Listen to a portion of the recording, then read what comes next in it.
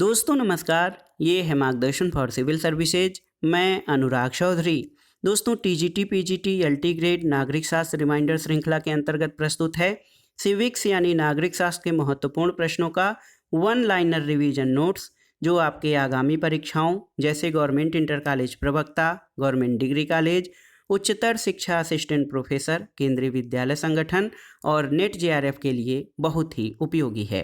दोस्तों इस वीडियो में हम राज्य की उत्पत्ति के विविध सिद्धांतों से संबंधित महत्वपूर्ण प्रश्नों को कवर करेंगे। तो आइए शुरू करते हैं आज का वीडियो। दोस्तों आज की वीडियो का पहला प्रश्न है, प्लेटो, हॉब्स, बेंथम तथा बर्क में कौन आत्मरक्षा के अधिकार को व्यक्ति का प्राकृतिक अधिकार मानता है। तो बहुत ही महत्वपूर्ण प्रश्न है। इसमें आपसे पूछा गया है प्लेटो, हॉब्स, बेंथम तथा बर्क में कौन आत्मरक्षा के अधिकार को व्यक्ति का प्राकृतिक अधिकार मानता है। तो ये है हॉब्स। दोस्तों हॉब्स एक समझौतावादी विचारक है और ये आत्मरक्षा के अधिकार को व्यक्ति का प्राकृतिक अधिकार मानता है। अगला प्रश्न है, मनुष्य राज्य की आज्ञा का पालन इसलिए करता है क्योंकि वह जानता है कि अवज्ञा से होने वाले अहित की तुलना में आज्ञा पालन अधिक उपयोगी है। तो उत्तर है ये कथन बेंथम का है। दोस्तों बेंथम का कहना है कि मनुष्य राज्य की आज्ञा का पालन इसलिए करता है क्योंकि वह जानता है कि अवज्ञा से होने वाले अहित की तुलना में आज्ञा पालन अधिक उपयोगी है। और बेंथम को उपयोगितावाद का प्रमुख विचारक या उपयोगितावादी विचारक माना जाता है। अगले प्रश्न पर आते हैं दोस्तों। इसमें कहा गया है कि निम्नलिखित कथनों में कौन से कथन सही हैं। तो यहाँ पर देखिए, राज्य अमूर्त तथा सरकार मूर्त संस्था है, बिल्कुल सही है। समाज राज्य से व्यापक है, सरकार राज्य का अभिकर्ता है यानी एजेंट है, और राज्य की सदस्यता ऐच्छिक नहीं बल्कि अनिवार्य है। तो ये सभी कथन आपके सही हैं। अगला प्रश्न है दोस्तों, राज्य सरकार के संसाधनों से संगठित एक व्यक्ति है जो कानून का निर्माण और क्रियान्वयन करता है। ये कथन किसका है। तो उत्तर है ये डायसी का कथन है, जिनका कहना है कि राज्य सरकार के संसाधनों से संगठित एक व्यक्ति है जो कानून का निर्माण एवं क्रियान्वयन करता है।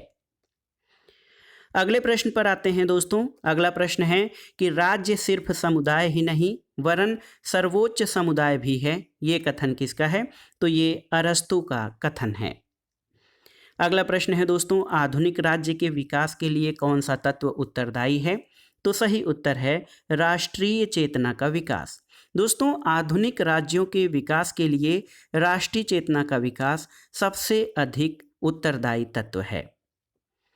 अगला प्रश्न देखते हैं दोस्तों। 4 विचारकों के नाम दिए गए हैं, हर्बर्ट स्पेंसर, फ्रीडमैन, मार्क्स तथा बेंथम। इनमें से राज्य के जीवधारी या सावयवी सिद्धांत का प्रतिपादन किसने किया है। तो उत्तर है हर्बर्ट स्पेंसर ने। दोस्तों हर्बर्ट स्पेंसर ने राज्य के जीवधारी या सावयवी सिद्धांत का प्रतिपादन किया है। अगला प्रश्न बहुत ही महत्वपूर्ण है। एक परिभाषा है, किसने कहा है कि आधुनिक राज्य का मुख्य पक्ष उसकी भूमि, शारीरिक हिंसा के साधनों पर एकाधिकार और उसकी वैधानिकता है। तो सही उत्तर है दोस्तों मैक्स वेबर। दोस्तों ये प्रश्न बहुत ही महत्वपूर्ण है। एक बार फिर से रिवाइज कर रहा हूँ कि आधुनिक राज्य का मुख्य पक्ष उसकी भूमि, शारीरिक हिंसा के साधनों पर एकाधिकार और उसकी वैधानिकता है। ये प्रसिद्ध विचारक मैक्स वेबर का कथन है। मैक्स वेबर का समय काल 1864 से 1920 है। लेकिन दोस्तों कई पुस्तकों में या कई जगह पर इसका उत्तर ब्लंटसली दिया गया है, जो कि सही नहीं है। तो याद रखिएगा ये मैक्स वेबर का कथन है कि आधुनिक राज्य का मुख्य पक्ष उसकी भूमि, शारीरिक हिंसा के साधनों पर एकाधिकार और उसकी वैधानिकता है। अगले प्रश्न पर आते हैं। महत्वपूर्ण प्रश्न है। आप देखिए कि राज्य की परिभाषा सबसे पहले शक्ति के रूप में किसने दिया है। तो उत्तर है मैकियावेली ने। और दोस्तों मैकियावेली ने ही राज्य को आधुनिक शब्दों में या आधुनिक अर्थों में सबसे पहले वो रूप दिया है जो वर्तमान में राज्य को जिस अर्थ में लिया जाता है। तो आधुनिक युग में राज्य शब्द का पहला प्रयोग करने वाला विचारक मैकियावेली है और राज्य की परिभाषा सबसे पहले शक्ति के रूप में मैकियावेली ने ही दिया है। अगला प्रश्न है, कौन सा कथन सही है? तो ये कथन सही है कि राज्य स्वाभाविक एवं आवश्यक संस्था है। तो राज्य एक स्वाभाविक संस्था है यानी प्राकृतिक संस्था है और ये आवश्यक संस्था है। अगले प्रश्न पर आते हैं दोस्तों, किसका मत है कि राज्य का विकास शक्ति के कारण नहीं हुआ है, यद्यपि यह विकास क्रम में शक्ति का महत्वपूर्ण स्थान है? तो ये प्रसिद्ध विचारक R.M. मैकाइवर का कथन है, जो कहते हैं कि राज्य का विकास शक्ति के कारण नहीं हुआ, यद्यपि विकास क्रम में शक्ति का महत्वपूर्ण स्थान है। अगले प्रश्न पर आते हैं दोस्तों, देखिए, ये सत्य है कि जहाँ अभिभूत करने वाली शक्ति नहीं होती वहाँ राज्य नहीं होता, परंतु शक्ति के क्रियान्वयन से ही राज्य का निर्माण नहीं होता, अन्यथा दस्युपोत और विद्रोहकारी सेना भी राज्य बन जाएगी। ये कथन किसका है? तो ये महत्वपूर्ण कथन रॉबर्ट मैकाइवर का है, जो कहते हैं कि जहाँ अभिभूत करने वाली शक्ति नहीं होती वहाँ राज्य नहीं होता, लेकिन शक्ति के क्रियान्वयन से ही राज्य का निर्माण नहीं होता, अन्यथा डाकुओं के जो जहाज हैं और विद्रोहकारी सेना भी राज्य बन जाएगा, क्योंकि ये शक्ति के क्रियान्वयन पर आधारित होती हैं। ये रॉबर्ट मैकाइवर का कथन है। अगला प्रश्न है दोस्तों, राज्य की उत्पत्ति का सबसे प्राचीन सिद्धांत कौन है? तो ये है divine theory of origin of state. तो राज्य की उत्पत्ति का दैवीय सिद्धांत ये सबसे प्राचीन सिद्धांत है। अगला प्रश्न है दोस्तों, राजनीतिक दार्शनिकों हॉब्स, लॉक, मॉन्टेस्क्यू और रूसो का ऐतिहासिक क्रम क्या है? तो इसमें देखिए, हॉब्स 1588, लॉक 1632, मॉन्टेस्क्यू 1689 और रूसो 1712। आपकी जानकारी के लिए बता दें दोस्तों, हॉब्स का जन्म 5 अप्रैल 1588 को हुआ था, लॉक का जन्म 29 अगस्त 1632 को, मॉन्टेस्क्यू का जन्म 18 जनवरी 1689 को और रूसो का जन्म 28 जून 1712 को हुआ था। तो जो विचारकों का सही क्रम हो जाएगा हॉब्स, लॉक, मॉन्टेस्क्यू और रूसो। अगले प्रश्न पर आते हैं दोस्तों। अगला प्रश्न भी बहुत ही महत्वपूर्ण है कि राजनीति शास्त्र के अध्ययन में ज्यामिति, भौतिकी और मनोविज्ञान की मदद किस विचारक ने ली है? तो ये है हॉब्स। हॉब्स ने राजनीति विज्ञान के अध्ययन में ज्योमेट्री, फिजिक्स और साइकोलॉजी की सहायता ली है। अगला प्रश्न एक महत्वपूर्ण परिभाषा है कि राजनीति के बिना इतिहास निष्फल है और इतिहास के बिना राजनीति निर्मूल है। ये कथन किसका है? तो ये कथन दोस्तों सीले का है, जो कहते हैं कि इतिहास का राजनीति विज्ञान के बिना फल नहीं यानी निष्फल है और राजनीति विज्ञान का इतिहास के बिना कोई मूल या जड़ नहीं है। ये सीले का कथन है। तो बहुत ही महत्वपूर्ण कथन है, बार बार परीक्षाओं में आता है। आप बहुत अच्छे से इसको तैयार कर लीजिएगा कि इतिहास का राजनीति विज्ञान के बिना फल नहीं और राजनीति विज्ञान का इतिहास के बिना जड़ नहीं। ये सीले का कथन है। अगला प्रश्न इसी से संबंधित है, लेकिन थोड़ी सी शब्दावली में बदलाव किया गया है। इतिहास के बिना नागरिक शास्त्र जड़ विहीन है और नागरिक शास्त्र के बिना इतिहास फल विहीन है। ये कथन किसका है? तो ये सीले का कथन है। अगला प्रश्न है दोस्तों, देखिए, राज्य की उत्पत्ति के संबंध में ऐतिहासिक सिद्धांत का प्रतिपादन किसने किया है? तो हेनरी मेन। हेनरी मेन के द्वारा दोस्तों राज्य की उत्पत्ति के संबंध में ऐतिहासिक सिद्धांत का प्रतिपादन किया गया है। अगला प्रश्न है, किसने प्रास्थिति से संविदा सिद्धांत का प्रतिपादन किया है? तो हेनरी मेन ने दोस्तों प्रास्थिति से संविदा सिद्धांत का प्रतिपादन किया है। अगला प्रश्न है, एक कथन है कि राज्य केवल समुदायों का समुदाय नहीं वरन एक सर्वोच्च समुदाय है। ये कथन किसका है? तो उत्तर है अरस्तु। अरस्तु राजनीति विज्ञान के जनक हैं। उन्होंने कहा है कि राज्य केवल समुदायों का समुदाय नहीं बल्कि ये सर्वोच्च समुदाय है। अगला प्रश्न है दोस्तों, सेबाइन, जो सेबाइन विचारक हैं, उनका कहना है कि अंग्रेजी भाषा भाषी जातियों ने जितने भी राजनीतिक दार्शनिकों को जन्म दिया है उनमें कौन कदाचित महानतम है। यहाँ पर खाली स्थान पर किस विचारक का नाम आएगा? तो उत्तर है हाब्स। हाब्स के बारे में सेबाइन का कथन है कि अंग्रेजी भाषा भाषी जातियों ने जितने भी राजनीतिक दार्शनिकों को जन्म दिया है उनमें हाब्स कदाचित महानतम है।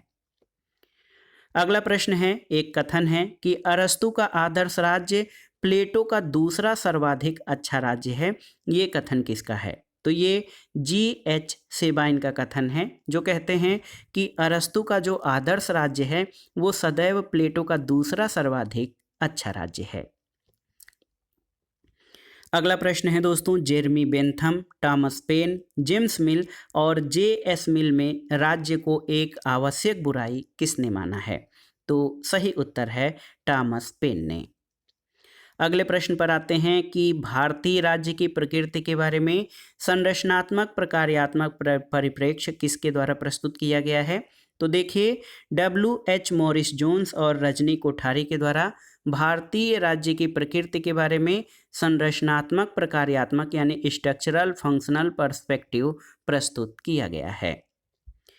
अगला प्रश्न है दोस्तों, इसमें मैं थोड़ा सा चेंज कर रहा हूँ कि प्राकृतिक अवस्था में व्यक्ति का जीवन एकाकी, क्षुद्र, घिनौना, पशुवत और अल्प है। ये कथन किसका है? तो ये हाब्स का कथन है। हाब्स ने अपने सामाजिक संविदा सिद्धांत में प्राकृतिक अवस्था की जो है प्राकृतिक अवस्था के बारे में वो लिखता है कि प्राकृतिक अवस्था एक दूसरे की युद्ध की अवस्था थी और ऐसी अवस्था में व्यक्ति का जीवन एकाकी, क्षुद्र, घिनौना, पशुवत और अल्प था। अगला प्रश्न है, किसी सभ्य समुदाय के किसी सदस्य के ऊपर अधिकृत रूप में शक्ति का उपयोग करने का एकमात्र उद्देश्य अन्य को नुकसान पहुंचने से रोकना है। ये मत किसका है? तो उत्तर है ये मत जॉन स्टुअर्ट मिल यानी J.S. मिल का है। वो कहते हैं कि व्यक्ति की स्वतंत्रता पर कोई प्रतिबंध या किसी के द्वारा कोई शक्ति का उपयोग करने का अधिकार नहीं है और ये अधिकार तभी है जब अन्य को नुकसान पहुंचने से रोका जा सके। अगला प्रश्न है दोस्तों, हाब्स के अनुसार प्राकृतिक अवस्था में मानवीय जीवन कैसा था? तो याद रखिएगा, हाब्स के अनुसार प्राकृतिक अवस्था में मानव जीवन एकाकी, निर्धन, निंदनीय, अल्पकालिक और पशुवत था। अगला प्रश्न है दोस्तों, हाब्स के अनुसार प्रकृति का राज्य किसका युग था? तो उत्तर है निरंतर संघर्ष का। दोस्तों, हाब्स के अनुसार प्राकृतिक अवस्था निरंतर संघर्ष का युग था। ऐसी दशा में व्यक्ति का जीवन एकाकी, निर्धन, घृणित, पाशविक और अल्पकालिक था। अगले प्रश्न पर आते हैं, 1655 की हिंसक क्रांति, 1642 का गृह युद्ध, 1650 की स्वर्णिम क्रांति और 1688 की स्वर्णिम क्रांति में किससे लॉक के विचारों को प्रेरणा प्राप्त हुई थी? तो उत्तर है 1688 के स्वर्णिम क्रांति या जो है ब्लडलेस रिवॉल्यूशन, जिसको गौरवपूर्ण क्रांति या रक्तहीन क्रांति भी कहा जाता है।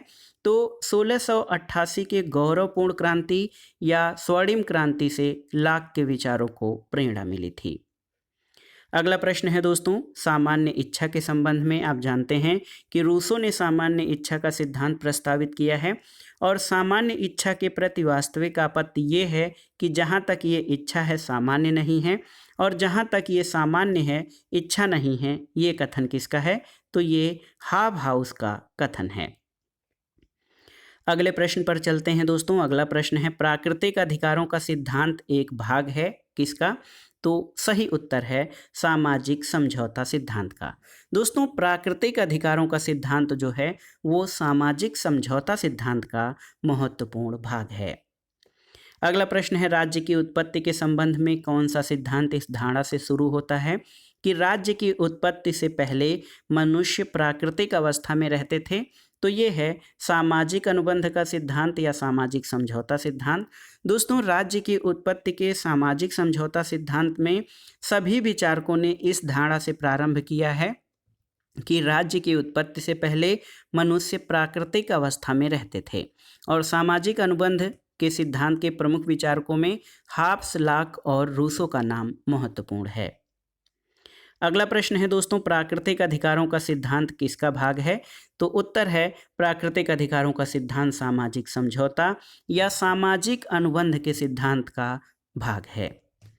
अगला प्रश्न है, सामाजिक अनुबंध सिद्धांत या सामाजिक समझौता सिद्धांत के प्रबल समर्थक कौन हैं? तो ये विचारक हैं थॉमस हॉब्स, जॉन लॉक और जीन जैक्स रूसो। तो हॉब्स, लॉक, रूसो दोस्तों ये सामाजिक समझौता सिद्धांत के प्रबल समर्थक हैं। अगला प्रश्न देखिए, ये बार बार परीक्षाओं में पूछा गया है। आपसे पूछा गया है कि प्राकृतिक अधिकारों का सिद्धांत आवश्यक भाग है किसका? तो ये सामाजिक समझौता सिद्धांत का आवश्यक भाग है प्राकृतिक अधिकारों का सिद्धांत। अगला प्रश्न है दोस्तों, किस सिद्धांत के अनुसार राज्य की स्थापना जनता की इच्छा से हुई है? तो उत्तर है सामाजिक समझौता सिद्धांत। दोस्तों, सामाजिक समझौता सिद्धांत मानता है कि राज्य एक कृत्रिम संस्था है और इसका निर्माण जनता की इच्छा से हुआ है। अगला प्रश्न है दोस्तों, देखिए, ऑस्टिन, लॉक, जे.एस. मिल और मार्क्स में सामाजिक संविदा के सिद्धांत से कौन विचारक संबद्ध है? तो ये हैं लॉक। दोस्तों, जॉन लॉक जो हैं इन विकल्पों में से सामाजिक संविदा सिद्धांत से संबंधित विचारक हैं। अगला प्रश्न है, हॉब्स, लॉक, रूसो और जे.एस. मिल में से राज्य की उत्पत्ति के सामाजिक अनुबंध सिद्धांत से कौन नहीं जुड़ा है? तो जे.एस. मिल दोस्तों ये सोशल कॉन्ट्रैक्ट थियरी या सामाजिक संविदा सिद्धांत से नहीं जुड़े हैं। अगला प्रश्न है दोस्तों, कार्ल मार्क्स, राइट, वाहन और ग्रीन में से किस विचारक ने सामाजिक समझौता सिद्धांत की आलोचना नहीं की है?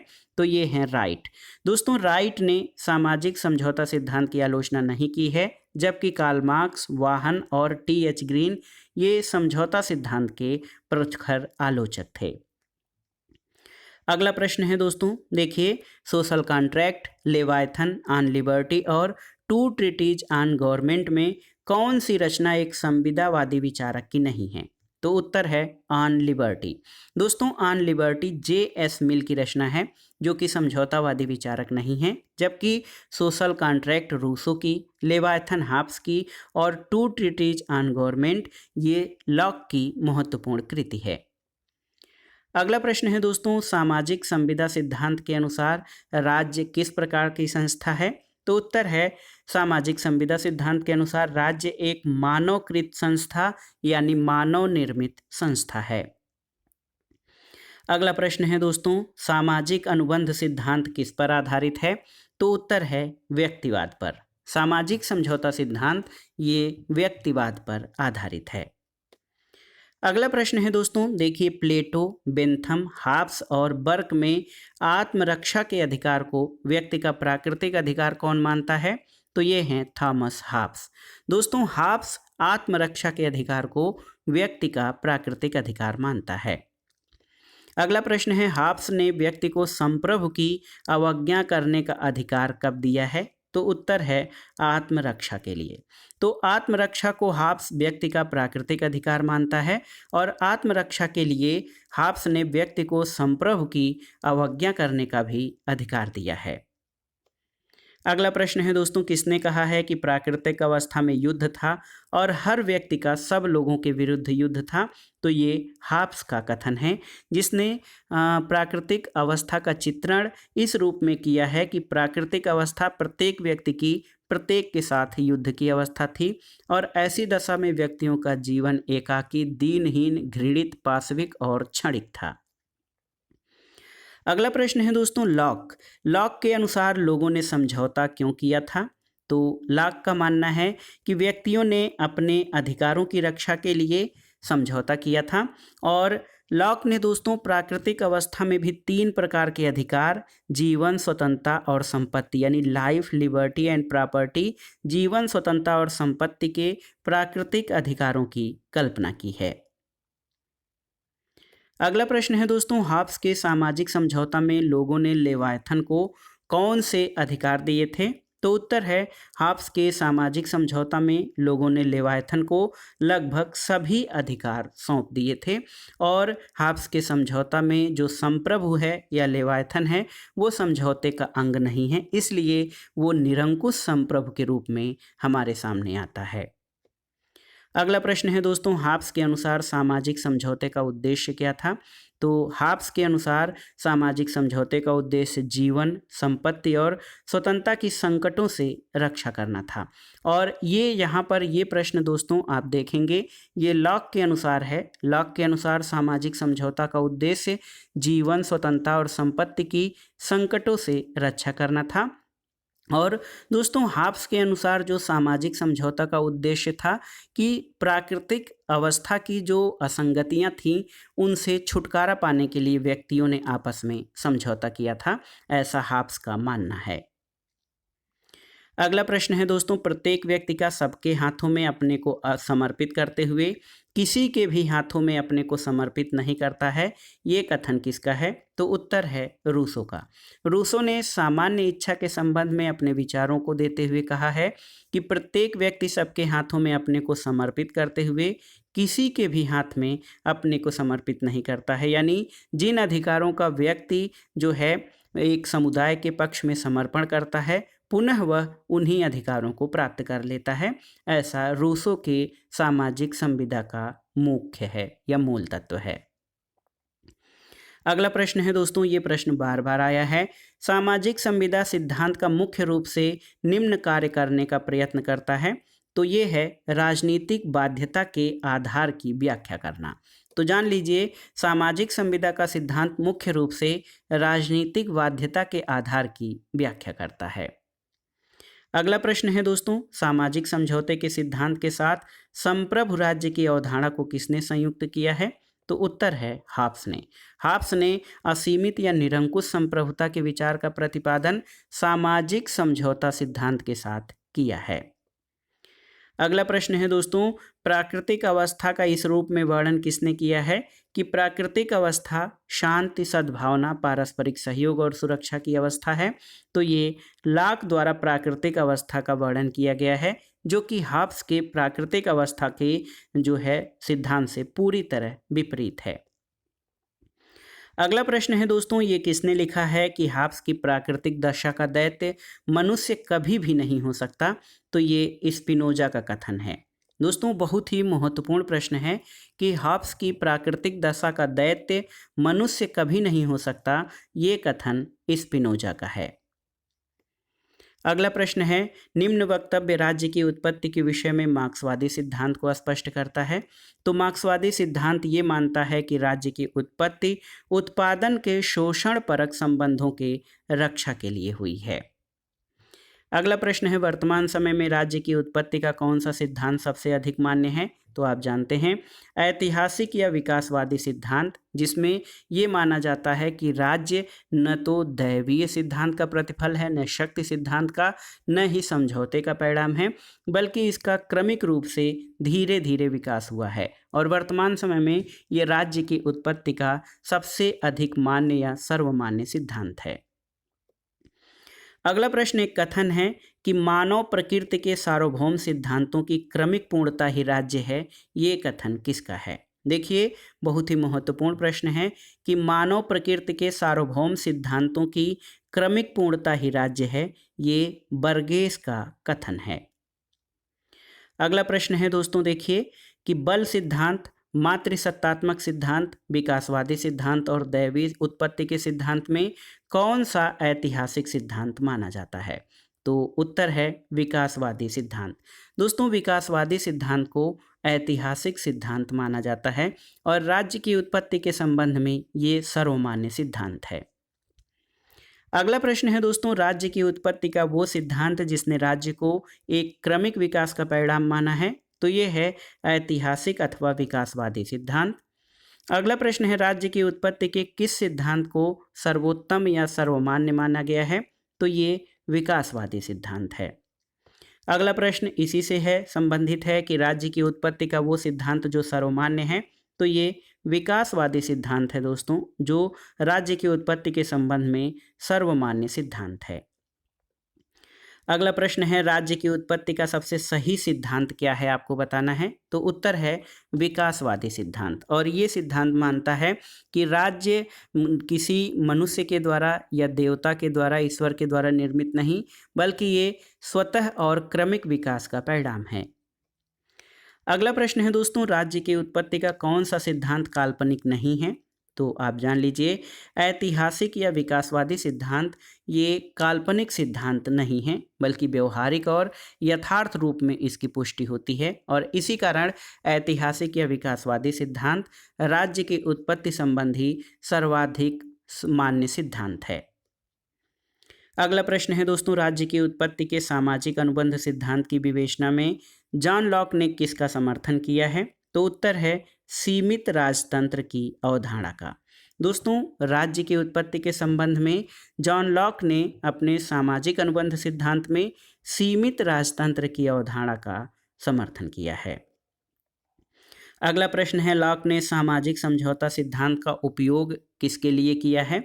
तो उत्तर है उदार लोकतांत्रिक राज्य को न्याय संगत ठहराने के लिए लॉक ने सामाजिक समझौता सिद्धांत का उपयोग किया है और लॉक को उदारवाद का जनक कहा जाता है।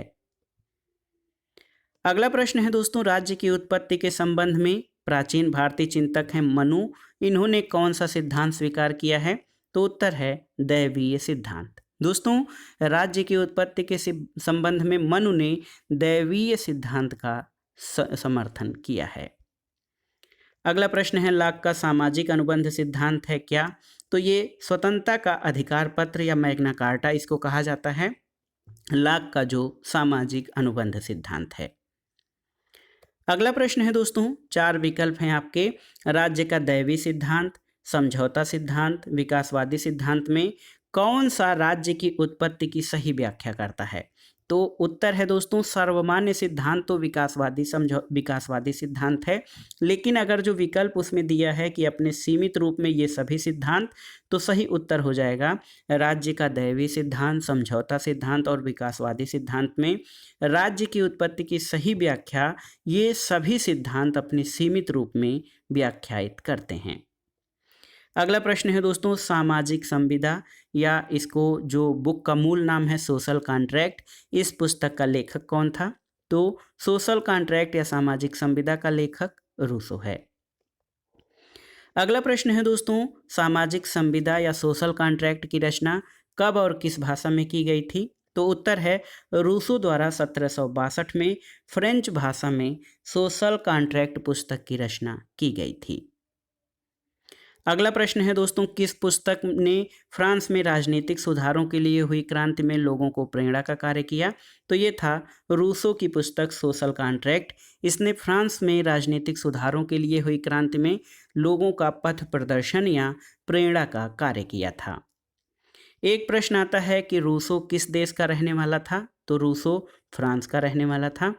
और अगला प्रश्न है दोस्तों, देखिए, प्राकृतिक अवस्था वाले मनुष्य को आदर्श बर्बर या सभ्य जंगली की संज्ञा किसने दी थी? तो उत्तर है रूसो ने। रूसो ने प्राकृतिक अवस्था वाले व्यक्ति को आदर्श बर्बर या सभ्य जंगली की संज्ञा दी थी। अगला प्रश्न सही सुमेलन से संबंधित है। आप सही सुमेलन इस तरह से कर सकते हैं, थ्रेसिमेकस का कहना है दोस्तों न्याय शक्तिशाली का हित है, और थ्रेसिमेकस प्लेटो का समकालीन एक सोफिस्ट विचारक था। उसने कहा है माइट इज राइट, यानी न्याय शक्तिशाली का हित है। बोदा का कथन है कि अधिकतम शक्ति से डकैतों का समूह निर्मित हो सकता है, न कि राज्य। ग्रीन का कहना है इच्छा न कि शक्ति राज्य का आधार है, और माओ त्से तुंग का कहना है दोस्तों कि शक्ति बंदूक की नली से निकलती है। तो सही सुमेलन आप इस तरह से कर सकते हैं।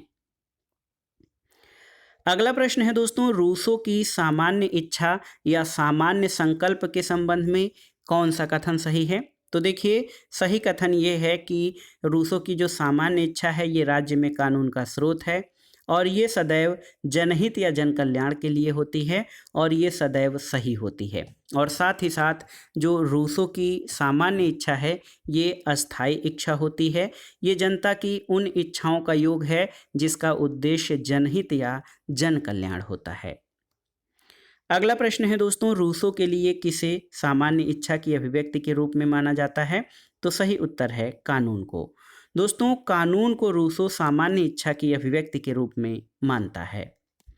अगला प्रश्न है सामान्य इच्छा का सिद्धांत किसने प्रतिपादित किया है? तो उत्तर है रूसो ने अपने सामाजिक संविदा सिद्धांत में सामान्य इच्छा के सिद्धांत का प्रतिपादन किया है। अगला प्रश्न है दोस्तों, देखिए एक परिभाषा है कि राज्य का उद्भव जीवन की आवश्यकताओं के लिए हुई है और वो अच्छे जीवन के लिए विद्यमान है। तो बहुत ही महत्वपूर्ण कथन है और आपको बताना है कि ये कथन किस दार्शनिक का है। तो उत्तर है अरस्तु का।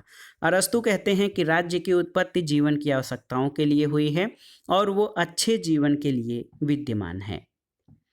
अगला प्रश्न है दोस्तों, राज्य जीवन की मूलभूत आवश्यकताओं के निमित्त अस्तित्व में आता है और श्रेष्ठ जीवन के लिए अस्तित्व में बना रहता है। ये कथन किसका है? तो ये अरस्तु का कथन है। अगला प्रश्न है दोस्तों, किसने कहा है कि राज्य की उत्पत्ति जीवन के लिए हुई है और उसका अस्तित्व सद जीवन के लिए बना हुआ है? ये कथन अरस्तु का है। अगला प्रश्न देखिए, बहुत ही महत्वपूर्ण कथन है कि मनुष्य स्वतंत्र पैदा हुआ है परंतु वह सर्वत्र जंजीरों में जकड़ा हुआ है। एक प्रकार से ये कथन विरोधाभासी है कि मनुष्य स्वतंत्र पैदा हुआ है परंतु वह सर्वत्र जंजीरों में बंधा हुआ है या जकड़ा हुआ है। इस वाक्य से रूसो का क्या मतलब है? तो दोस्तों, रूसो इन श्रृंखलाओं को तोड़ देने की बात करता है। तो बहुत ही महत्वपूर्ण प्रश्न है। रूसो का कथन है कि मनुष्य स्वतंत्र पैदा हुआ है किंतु वह सर्वत्र जंजीरों में बंधा हुआ है। इस वाक्य से रूसो का आशय क्या है कि इन श्रृंखलाओं को तोड़ दिया जाए। अगला प्रश्न है दोस्तों कि किसने कहा है कि मनुष्य स्वतंत्र जन्म लेता है फिर भी वह हर जगह बेड़ियों में जकड़ा हुआ है? ये रूसो का कथन है और ये प्रश्न कई बार पूछा गया है कि मनुष्य स्वतंत्र रूप से जन्म लेता है किंतु पग पग पर जंजीरों से जकड़ा हुआ है। ये कथन किस विचारक का है? तो ये रूसो का कथन है।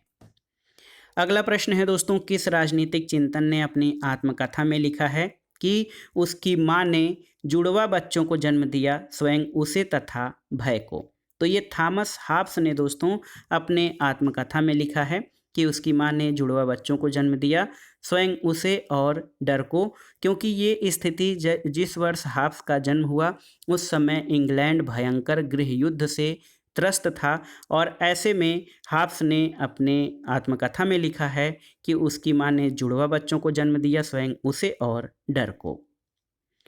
अगला प्रश्न है दोस्तों, किस विचारक के अनुसार प्राकृतिक अवस्था में मनुष्य बुद्धि या तर्क वितर्क के बजाय भावनाओं से संचालित था? तो ये रूसो का कथन है। बहुत ही महत्वपूर्ण प्रश्न है। आप देखिए दोस्तों कि प्राकृतिक अवस्था में मनुष्य बुद्धि या तर्क वितर्क के बजाय भावनाओं से संचालित था, ये कथन रूसो का है। अगले प्रश्न पर आते हैं दोस्तों। अगला प्रश्न है कि किसने रूसो के सामान्य इच्छा के सिद्धांत और सामाजिक अनुबंध के नैतिक महत्व के अनुबंध की आध्यात्मिक सिद्धांत में विकसित किया है? तो उत्तर है इमैनुअल कांट ने। देखिए, कांट ने दोस्तों रूसो के सामान्य इच्छा सिद्धांत और सामाजिक अनुबंध के नैतिक महत्व को अनुबंध के आध्यात्मिक सिद्धांत के रूप में विकसित किया है। अगला प्रश्न है दोस्तों, किसने सामाजिक संविदा सिद्धांत की घटिया इतिहास, घटिया दर्शन और घटिया विधि के रूप में आलोचना की है? ये बहुत ही महत्वपूर्ण प्रश्न है। आपको बताना है कि किसने सामाजिक संविदा सिद्धांत को घटिया इतिहास, घटिया दर्शन और घटिया विधि के रूप में आलोचना की है? तो सर हेनरी मैन ने। और यहाँ पर देखिए, नॉजिक, राल्स, ओकसाट और हन्ना अरेंट में किसे सामाजिक समझौता के विचार को नए रूप में प्रस्तुत करने का श्रेय दिया जाता है? तो जॉन राल्स को। दोस्तों, जॉन राल्स ने अपने न्याय संबंधी विवेचन में सामाजिक समझौता विचार को एक नए रूप में प्रस्तुत किया है। अगला प्रश्न देखते हैं दोस्तों, राज्य की उत्पत्ति के ऐतिहासिक सिद्धांत के प्रमुख तत्व क्या हैं? तो ध्यान से पढ़िएगा। रक्त संबंध, मनुष्य की स्वाभाविक सामाजिक प्रवृत्तियां, धर्म, युद्ध, आर्थिक गतिविधियां और राजनीतिक चेतना, ये राज्य की उत्पत्ति के ऐतिहासिक सिद्धांत के मुख्य तत्व हैं। अगला प्रश्न है दोस्तों, राज्य के विकास में रक्त संबंध, मनुष्य की सहज सामाजिक प्रवृत्ति और आर्थिक गतिविधियों में कौन से तत्व सहायक रहे हैं? तो याद रखिएगा ये सभी तत्व राज्य के विकास में सहायक रहे हैं। रक्त संबंध, मनुष्य की सहज सामाजिक प्रवृत्ति और आर्थिक गतिविधियां। इसके अलावा दोस्तों धर्म, युद्ध और सबसे महत्वपूर्ण राजनीतिक चेतना भी राज्य के विकास में सहायक रही है। अगला प्रश्न है दोस्तों, राज्य के विकास में मुख्य भूमिका किसके द्वारा निभाई गई है? तो उत्तर है राज्य के विकास में मुख्य भूमिका रक्त संबंध, धर्म, शक्ति, राजनीतिक चेतना और आर्थिक गतिविधियों के द्वारा निभाई गई है। अगला प्रश्न है राज्य की उत्पत्ति के दैवीय सिद्धांत का प्रतिपादन किसके द्वारा किया गया? तो जेम्स प्रथम। दोस्तों जेम्स प्रथम ने राज्य की उत्पत्ति के दैवीय सिद्धांत का प्रतिपादन किया है। कुछ महत्वपूर्ण कथनों को देख लेते हैं दोस्तों जो परीक्षाओं के लिए इम्पोर्टेंट हैं। तो देखिए, लीकाक का कथन है कि राज्य व्यक्ति के स्वार्थों द्वारा चालित एक ऐसे आदान प्रदान का परिणाम था जिससे व्यक्तियों ने उत्तरदायित्वों के बदले विशेषाधिकार प्राप्त किए। रिचर्ड हुकर का कहना है कि मनुष्यों की आदिम अवस्था अशांतिपूर्ण और संघर्षमय थी, इसलिए समझौते के द्वारा राज्य संस्था की स्थापना की गई। और ह्यूगो ग्रोसियस का कहना है कि राज्य एक समझौते का फल है। तो कुल मिलाकर कहीं न कहीं रिचर्ड हुकर और ह्यूगो ग्रोसियस भी सामाजिक संविदा को राज्य की उत्पत्ति के लिए महत्वपूर्ण मानते हैं। अगले प्रश्न पर आते हैं दोस्तों, राजतंत्र स्वाभाविक है और परिवार के मुखिया के समान राज्य का मुखिया राजा है, ये कथन किसका है? तो उत्तर है रॉबर्ट फिल्मर का। रॉबर्ट फिल्मर कहते हैं कि राजतंत्र स्वाभाविक है और परिवार के मुखिया के समान राज्य का मुखिया राजा है, ये रॉबर्ट फिल्मर का कथन है। अगला प्रश्न है दोस्तों, राज्य की उत्पत्ति का सबसे प्राचीन सिद्धांत कौन सा है? तो ये दैवीय उत्पत्ति का सिद्धांत सबसे प्राचीन सिद्धांत है, जिसमें ये माना जाता है कि राज्य का निर्माण ईश्वर ने किया है और राजा ईश्वर के प्रतिनिधि के रूप में जनता पर शासन करता है। अगला प्रश्न है मनु, जो कि प्राचीन भारतीय विचारक हैं। मनु राज्य की उत्पत्ति के किस सिद्धांत के समर्थक थे? तो दैवीय सिद्धांत के। और मनु का राज्य की उत्पत्ति का सिद्धांत किस सिद्धांत पर आधारित है? तो आप जानते हैं दैवीय उत्पत्ति के सिद्धांत पर मनु का राज्य की उत्पत्ति का सिद्धांत आधारित है। अगला प्रश्न है दोस्तों, मनु के विराट पुरुष की अवधारणा में राजा के पास कितने देवताओं की शक्ति होती है आपको बताना है। बहुत ही महत्वपूर्ण प्रश्न है, आपको बताना है कि देखिए बहुत ही महत्वपूर्ण प्रश्न आप देख सकते हैं कि मनु के विराट पुरुष की अवधारणा में राजा के पास कितने देवताओं की शक्ति होती है? तो याद रखिएगा 8 देवताओं की। राजधर्म का सिद्धांत किसके द्वारा दिया गया था? तो मनु के द्वारा राजधर्म के सिद्धांत का प्रतिपादन किया गया है। और देखिए एक कथन है कि दंड एवं पुरस्कार के द्वारा समाज के सुख की वृद्धि करना ही सरकार का प्रमुख उद्देश्य है। तो ये जेरमी बेंथम का कथन है। और आप जानते हैं जेरमी बेंथम प्रमुख उपयोगितावादी विचारक हैं। वो कहते हैं कि दंड और पुरस्कार के द्वारा समाज के सुख में वृद्धि करना समाज का मुख्य उद्देश्य है। अगला प्रश्न है दोस्तों, राज्य का कार्य एक उत्तम जीवन के मार्ग में आने वाली बाधाओं को बाधित करना या दूर करना है, ये परिभाषा किसकी है? तो उत्तर है टी.एच. ग्रीन का। टी.एच. ग्रीन दोस्तों उनका कहना है कि राज्य का कार्य एक उत्तम जीवन के मार्ग में आने वाली बाधाओं को दूर करना है। अगला प्रश्न है दोस्तों, राज्य की उत्पत्ति का दैवीय सिद्धांत क्या कहता है? तो राज्य की उत्पत्ति का सबसे प्राचीन सिद्धांत दैवीय सिद्धांत है। इसमें यह माना जाता है कि राजा लोग पृथ्वी पर जीवित प्रतिमाएं हैं। राजा ईश्वर का प्रतिनिधि होने के नाते केवल उसी के प्रति उत्तरदायी है और ये राज्य की उत्पत्ति के दैवीय सिद्धांत के प्रमुख तर्क हैं। अगला प्रश्न है दोस्तों, किसने कहा था कि राजा लोग पृथ्वी पर ईश्वर की जीवित प्रतिमाएं हैं? तो ये जेम्स प्रथम, किंग जेम्स प्रथम का कथन था कि राजा लोग पृथ्वी पर ईश्वर की जीवित प्रतिमाएं हैं। अगला प्रश्न कथन कारण से संबंधित है। कथन है कि दैवीय उत्पत्ति का सिद्धांत सीधे लोकतांत्रिक विचार के विरोध पर स्थित रहता है। कारण है कि दैवीय उत्पत्ति का सिद्धांत राज्य की उत्पत्ति की व्याख्या में सामान्य सहमति की भूमिका को निरस्त करता है।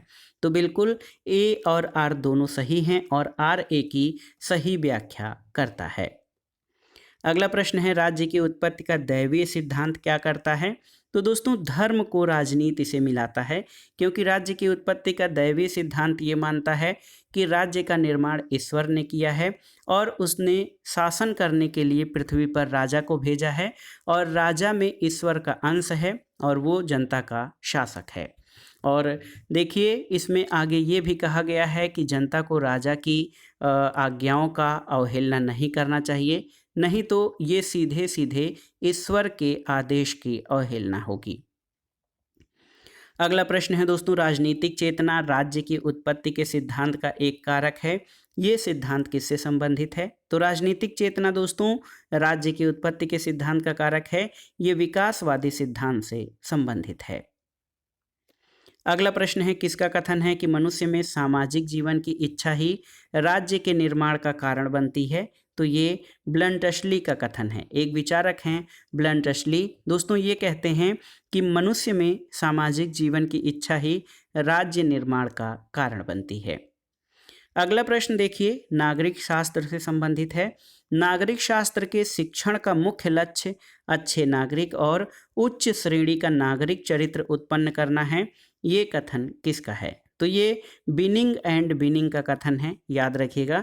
बिनिंग एंड बिनिंग ने नागरिक शास्त्र के लक्ष्य के बारे में कहा है कि नागरिक शास्त्र के शिक्षण का प्रमुख लक्ष्य अच्छे नागरिक और उच्च श्रेणी के नागरिक चरित्र उत्पन्न करना है। अगला प्रश्न है दोस्तों सामाजिक समझौता सिद्धांत वर्णन करता है किसका? तो सामाजिक समझौता सिद्धांत राज्य की उत्पत्ति का वर्णन करता है।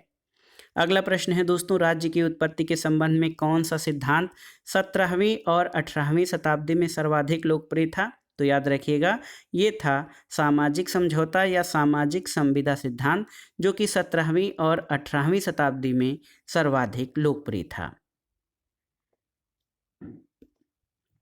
अगला प्रश्न देखते हैं दोस्तों सामाजिक अनुबंध सिद्धांत के 3 प्रमुख प्रतिपादक कौन रहे हैं? तो उत्तर है हाब्स, लॉक और रूसो। हाब्स की जो रचना है वो लेवायथन है, लॉक की टू ट्रीटीज ऑन गवर्नमेंट है और रूसो की सोशल कॉन्ट्रैक्ट है। और हाब्स, लॉक और रूसो सामाजिक अनुबंध सिद्धांत के 3 प्रमुख प्रतिपादक हैं। अगला प्रश्न है दोस्तों सामाजिक अनुबंध सिद्धांत राज्य का स्वरूप, राज्य का कार्य, राज्य का उद्देश्य तथा राज्य का मूल में से किससे संबंध रखता है? तो उत्तर है राज्य का मूल। दोस्तों सामाजिक अनुबंध सिद्धांत राज्य के मूल से संबंध रखता है और ये मानता है कि सामाजिक समझौता के द्वारा राज्य की उत्पत्ति हुई है।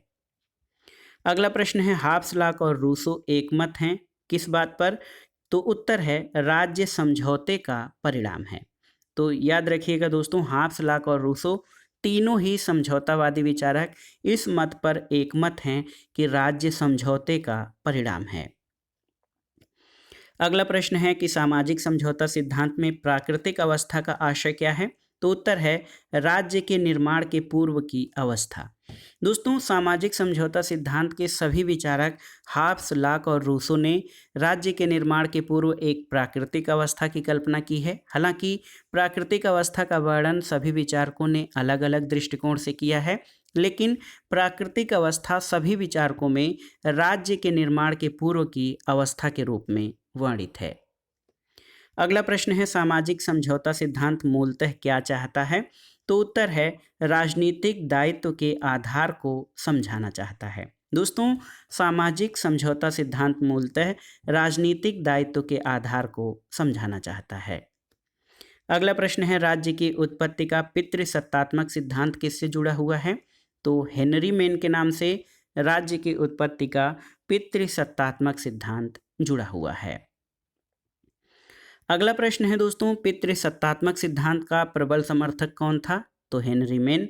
और पितृसत्तात्मक सिद्धांत के अनुसार माना जाता है कि जिस प्रकार से परिवार का मुखिया पिता होता है और उसके द्वारा ही परिवार के लोगों का पालन पोषण और उनको दिशा निर्देश और उन पर नियंत्रण रखा जाता है, उसी तरह से राज्य का निर्माण हुआ है। और राज्य का निर्माण इसी तरह से हुआ है जिस तरह से पिता परिवार का मुखिया होता है, उसी प्रकार जो पितृसत्तात्मक सिद्धांत है उसमें ये माना गया कि राज्य का निर्माण भी इसी तरह से हुआ है।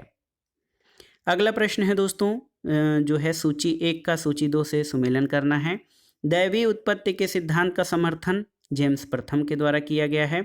शक्ति के सिद्धांत का प्रवर्तन ओपेनहाइमर के द्वारा।